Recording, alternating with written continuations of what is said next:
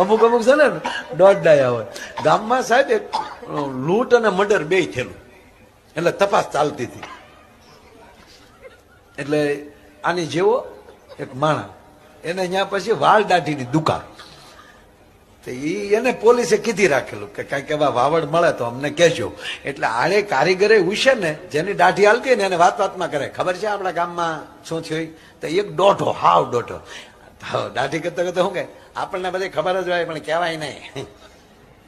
બોલે પોલીસને કીધી તો બોલે બધી ખબર છે પણ કહેતો નથી.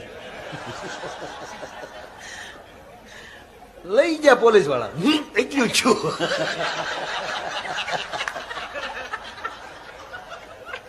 લીમડો પકડાયો, અવાજ સિવાય કઈ બહાર ન આવ્યો.